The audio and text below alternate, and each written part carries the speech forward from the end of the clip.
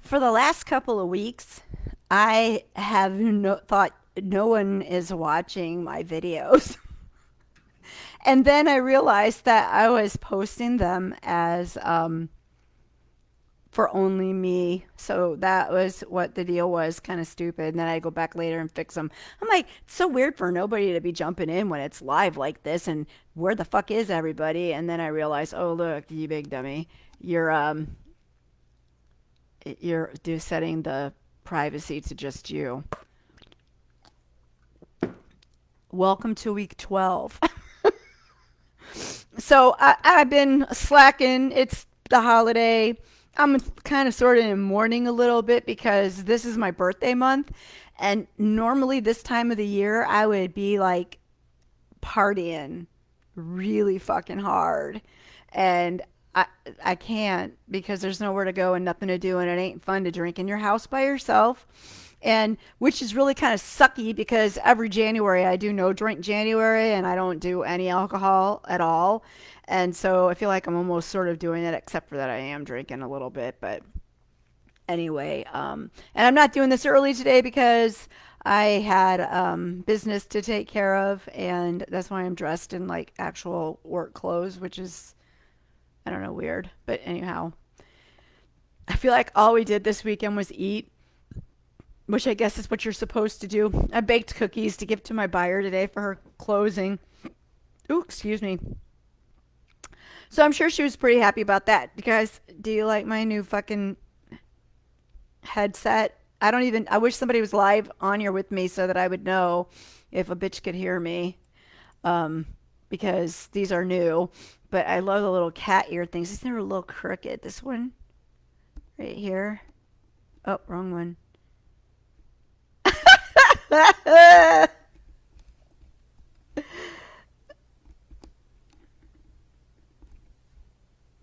It's backwards, you see? Now I'm pulling my thing off. There. It's still a little crooked. I just don't know if anybody's out here. Let me go onto this other Facebook and see real quick before we talk about week 11's card and I show it to you and we go down that road about authentic connection, which is kind of I really think it's kind of cool that doesn't look like it. I think it's really kind of cool that the cards have come up in the way that they have, and I feel like it's been this little journey that was divinely inspired. There's been so many times that I have asked questions and gotten answers out of my tarot cards, this specific deck, which is not a good deck for just doing general reading. That is for fucking sure. This is definitely a transformational journey along with my therapist, which now I need to find a new one because this is through my insurance and it's just a 12-week program and she's not allowed to continue with me, but she's going to help me find, well, I'm going to find some and we're going to talk to them together and she's going to help me decide which is the best one for me because she sort of feels like she kind of knows who I am now and what all my crazy is about. So today's card is the Two of Cups, and when in any deck, and in this deck is truthful as well, or true as well. The Two of Cups is about your emotions and the ways that you react emotionally to things. And in this deck, not only is it about that, but it's also trying to help you break certain patterns in the way that you behave when emotional things come up in your life. And we know how behave because I've told you guys before I was really fucking volatile and not good and whatever. So anyway,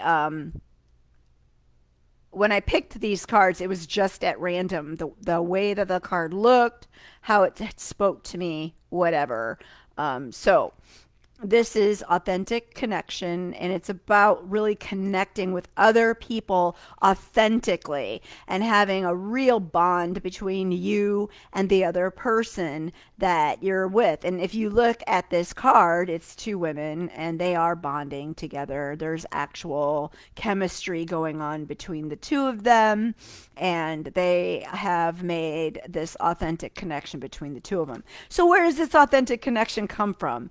Well, it comes from our ability to bond with other folks, and that ability is taught to us by our mothers.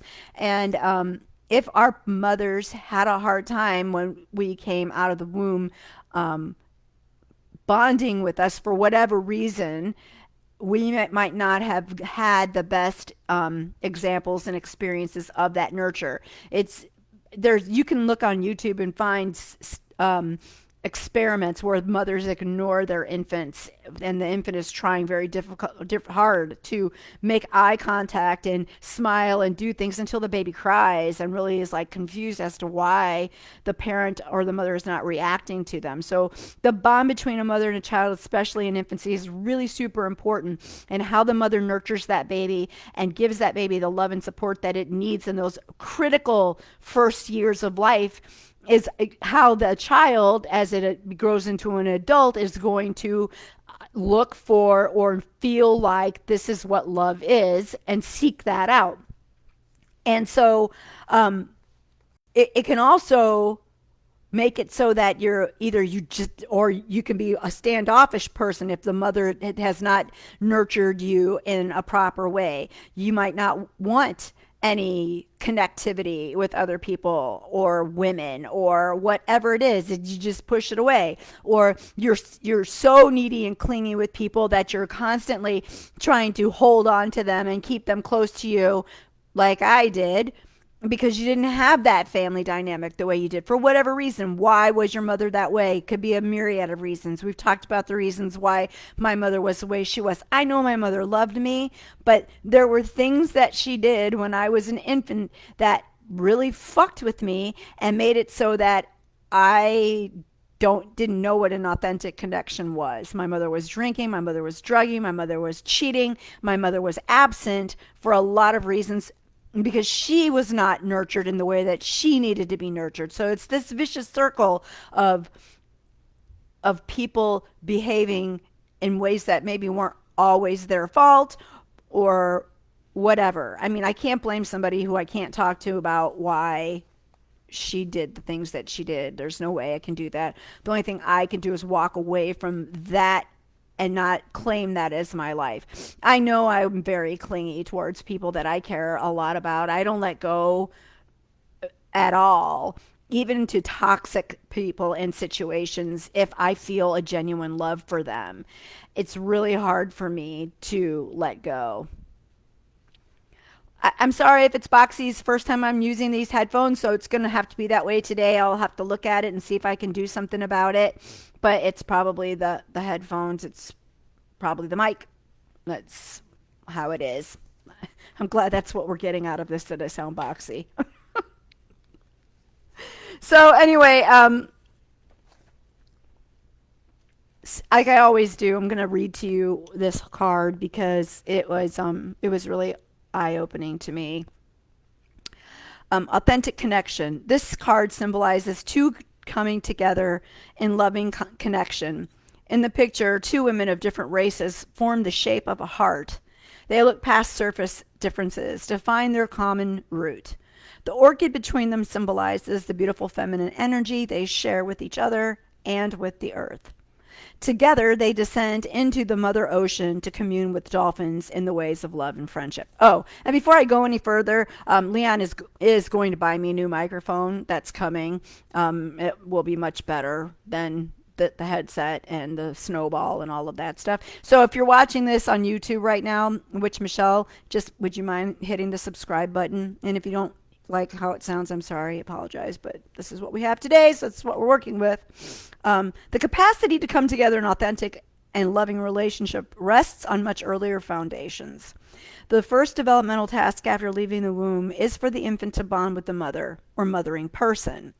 The outcome is strongly affected by the consistency of the mother's attentiveness to the infant's needs, as well as by the mother's true energetic presence. So even if she's there, but she's not there, there can be issues. And like I said, my mother loved me, but I'm pretty sure that she wasn't as present as she could have been. If she's not really present, an authentic connection is not established. Disturbances in the first bonding are reflected in a number of later patterns, such as avoiding and not being able to form loving bonds, or feeling so hungry for bonding that we become clingy and dependent.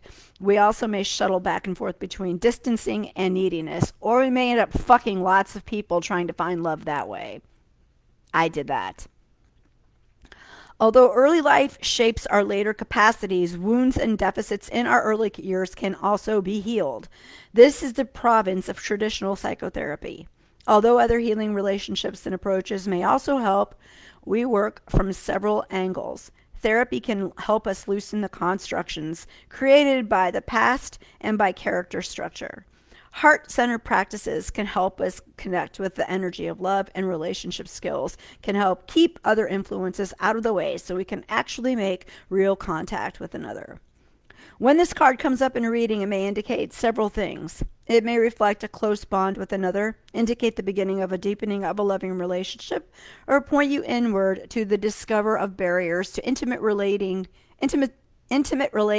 that need to be healed. The Two of Cups reflects a desire for authentic relationship. Look carefully for ways to support this. There's a number of places and ways I'd like for that to change in my life. So it's nice that this is the card for this week, because I'm going to take the time to think about all of my relationships and how authentic are they, and try to figure out ways that I can nurture them and make them more authentic than they were. I'm also going to let go of some of the things that happened. And I think I've been actively working on that with my the things that happened to me in my past with my mother and my father and all that noise. So anyway, that's the thing. That's where we are, and that's this week. So hopefully, though, I'm not even going to say hopefully, because this trip into shadow work has been exponentially beneficial for me. It has helped me in so many freaking ways that I really feel like things are finally starting to change for me, and I'm pretty fucking happy. So tune in tomorrow when we draw tomorrow's card to find out what the fuck we're supposed to be delving in, how to make ourselves more authentic and make more authentic relationships, because that's where we will be. Have a good day.